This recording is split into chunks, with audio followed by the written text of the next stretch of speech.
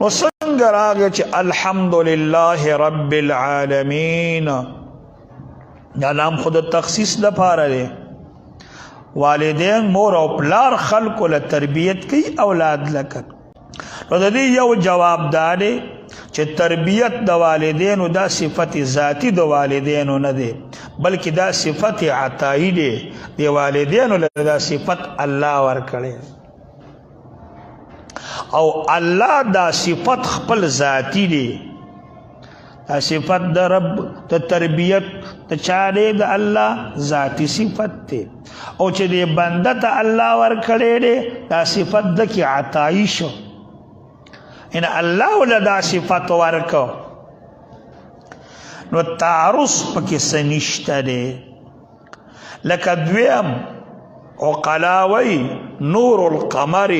مستفاد من نور الشمس د سپوږمۍ رڼا دا راغستې شوې ده د نور د رڼا نه نو معلومه دوی دا وایي چې دا رڼا په دې نور کې ذاتي ده او دا رڼا په دې سپوږمۍ کې دا عطایي ده دا څه شی ده دا پکې عطایي ده او دویم جواب د دې اعتراض نه هغه دا دی چې تربیت دې ته وایي چې د یو شي د نیستۍ نه وجود ته راوباسي یو شیز نه او تی د نیستۍ او د عدم نه وجود ته راواړې او تمام اسباب د تربیت ول بیا پیدا کی او بیا تمام انتفاقان ولور کی او منافع او جی موانعت منع کی او تربیت د والدینو کاکا دا والدین د عدم نه څه شی پیدا کړي نه دي د اسباب د عدم نه ول پیدا نکړل پلار او مور خالقین نه دي د بچي څه شی نه دي پلار او مور د بچي خالق نه دی د عدم نه پیدا بل چاکو نب کې د پلار اثر شته او نب کې د مور اثر شته اس دغه کار کې دغی کې د دوی سلاس چلیږي نه دریم جواب داره چې د والدینو تربیت خاص الوات پورې دی ظاهری او د رب العزت تربیت او ربوبیت نوم مخلوق لره دی چا لره دی نوم مخلوق لره دی الرحمن الرحیم دوباره په سوره فاتحه کې بیا راغی دې تکرار کی اشاره ده چې د رحمت دا مضاعف کیدو ته اشاره ده چې الله رب العزت د رحمان ذات ته د الله د رحیمیت دا تکرار کی اشاره مضاعف کیدو ته شولا او په مالک یوم الدین کې د راوړ دې د پاره چې ما وتا کې یره پیداش الله رحمان یو ظلم راغه په بسم الله کې رحیم بیا بسم الله کې راغه فاتحه کې بیا رحمان وای په فاتحه کې بیا رحیم وای دا بندگان چرته مغرور نشي چې بزا چسم وکړه ابم کړي خدای رحمان ذات ته سکوا هغه کوا الله رحیم ذات ته دنیا کې الله مهربان دی او په آخرت کې مهربان دی بندگان چې سب وکړه بم کړي ما وتعالى د رحمان او د رحیم نرستا یو يرم را کوي مالک یوم الدین د قیامت او د بدلی د ورځې بادشاہ دی دې ترغیب سره د ترهیب هم درکا چې په دغه باندې ما او تا غورا د څه ډاډه نشي چې سکول غواړي هغه کاوه مالک یوم الدین باندې بیا د نحویانو یو اشکال هغه اشکال د نحویانو پیدا دی چې دا مالک دا خو صيغه اسم فاعل ده او دا مالک مجرور دی دا صفت دا اللہ دے الحمدللہ رب العالمین دے یو صفت دے الرحمن دے دویم صفت دے الرحیم دے دریم صفت دے مالک یوم الدین دے سلورم صفت نو چه دے اس دا اسم فاعل دا دیم اضافت شوے دے او چې کله صفتی صیغه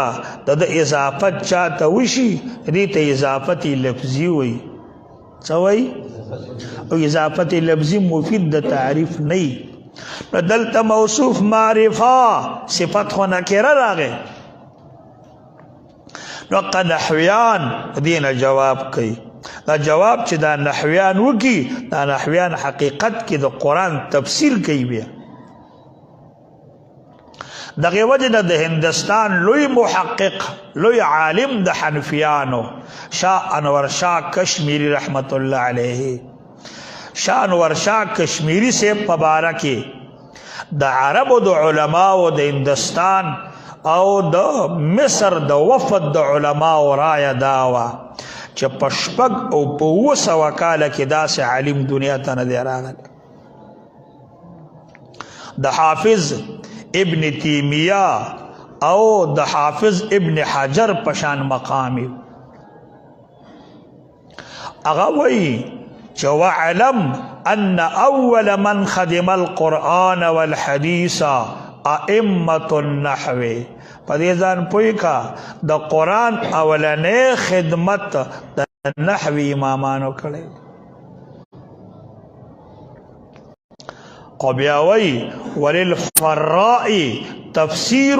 فی معانی القرآن وللزجاج تفسیر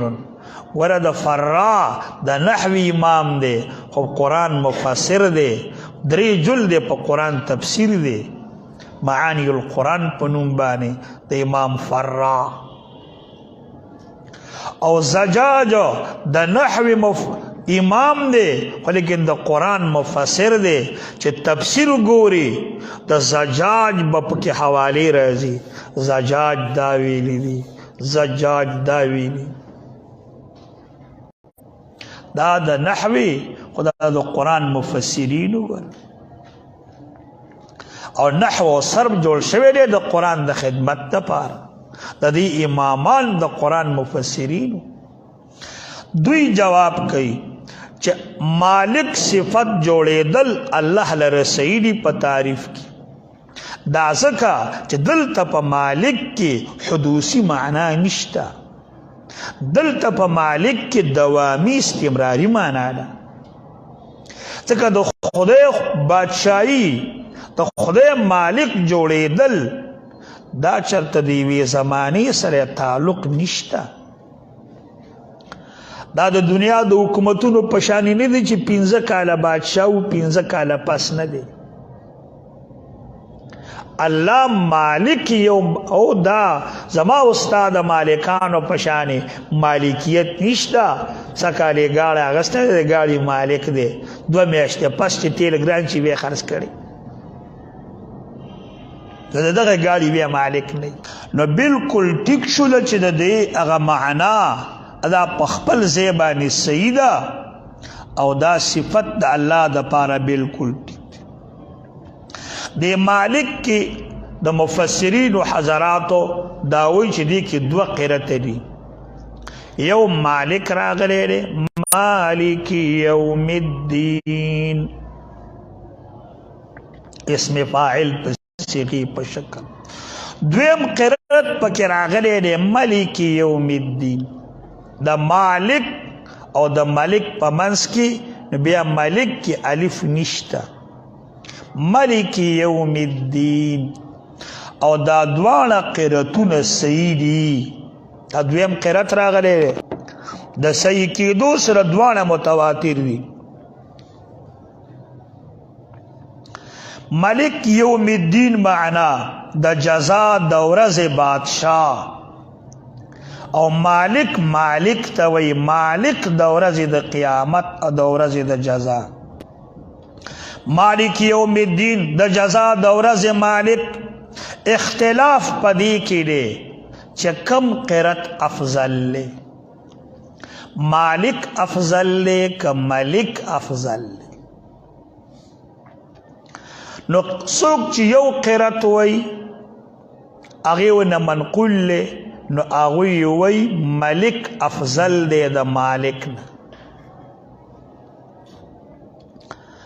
ولی افضل دی ملک د مالک نه؟ وی ځکه ملک کې بادشاهي معنا ده او په بادشاه کې عظمت د شان وي،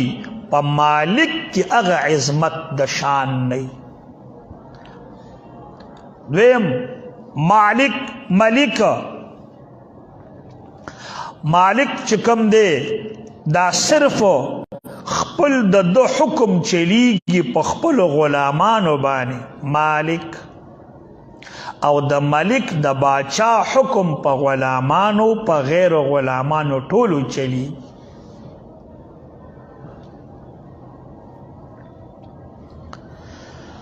بعض علما چې کوم قائل لی چې نه مالک افضل دی د ملک نه او راجح پیدا دی، هغې وجه دا ده چې د بادشاهي مختص په انسانانو پوری او د مالکیت صرف په انسانانو پورې مختص نه دی. دویم مالک خپل مملوک خرڅولی شي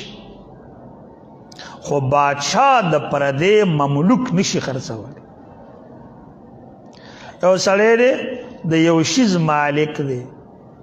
نو مالک خپل مملوک خرڅوی شي خو بادشاه خو ستا مملوک نشي خرڅولی. بادشاه دی کنه د بادشاهانو ته خو زمونږ د کورونو خرڅول جایز نه دي، او نو له دا طاقت خدای ورکړی دی چې راپاڅېږه وجداخل د ځان نه خبرېږي ته اولاد څه خرڅ کړي، او ښځې چې دا وله خدای ورکړی نه دی اولاد چې دې کورونه اخلاص کړي او چې خبرېږو انتقال نظام پسې کړی. نه، مالک خپل مملوک خرڅوی شي خو بادشاه د چا مملوک نه، د خپل رعیت خلق او نو لازمکې دا ولا خرڅولی نشي. دریم د بادشاه د رعیت نه د مملکت نه خپل رعیت بهر کیدی شي. د پاکستان حکومت سره رقبه معلومه ده چې د دې رقبې نه بار شولې نو ته د پاکستان د بادشاه د رعیت نه بار شو. دغه وخت کې ته د پاکستان د بادشاه رعیت کې نه، او د مالک د مملوکیت نه خپل مملوک نشي بار کېدی. که سعودي له لاړې ته د پلاني مملوکي، که ستا یو شیز دی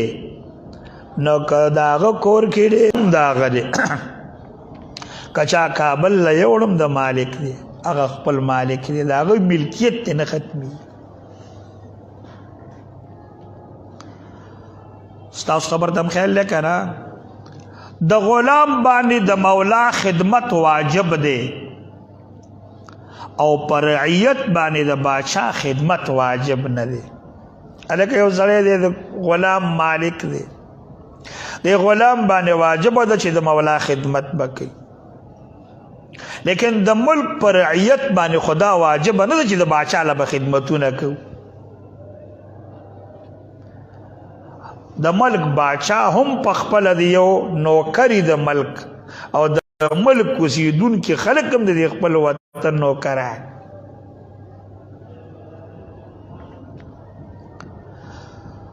پنځمه دا ده چې غلام بغیر د اذن د مولا نه هیڅ کار نشي کولی،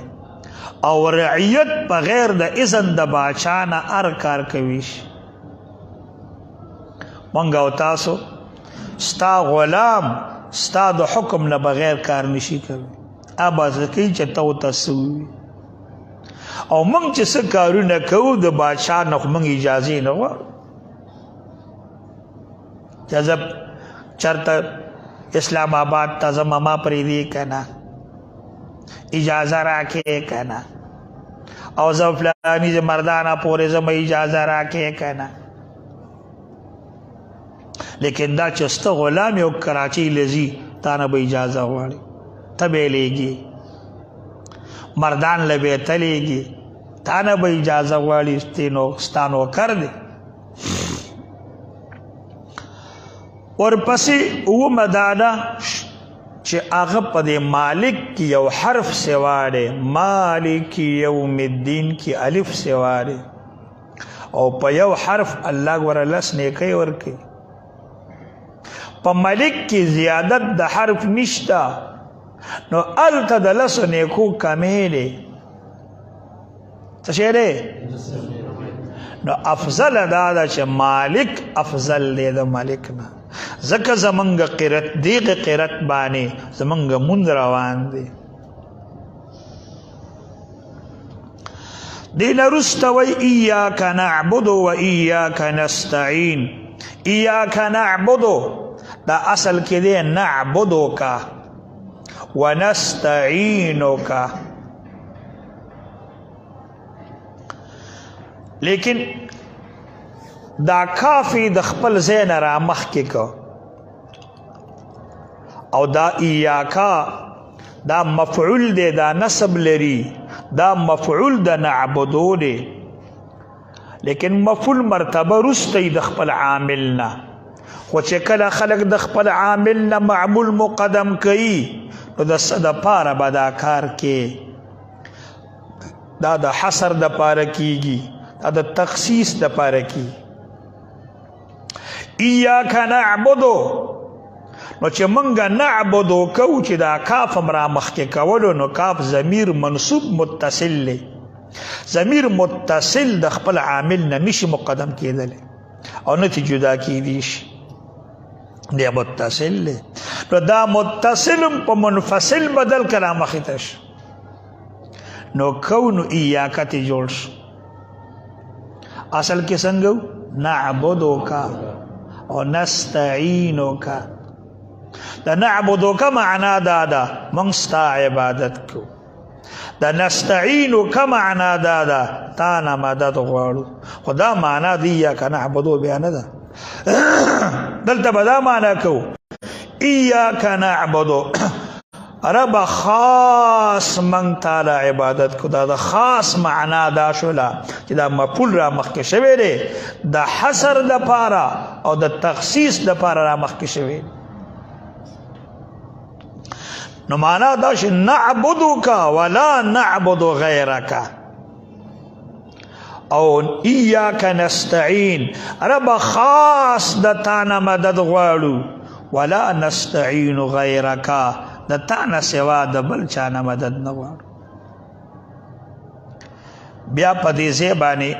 لږ یو اشکال دی. اشکال دا دی چې دا نستعین په کار ده چې دی مخکې وي او ایاک نعبدو دا وروسته وي،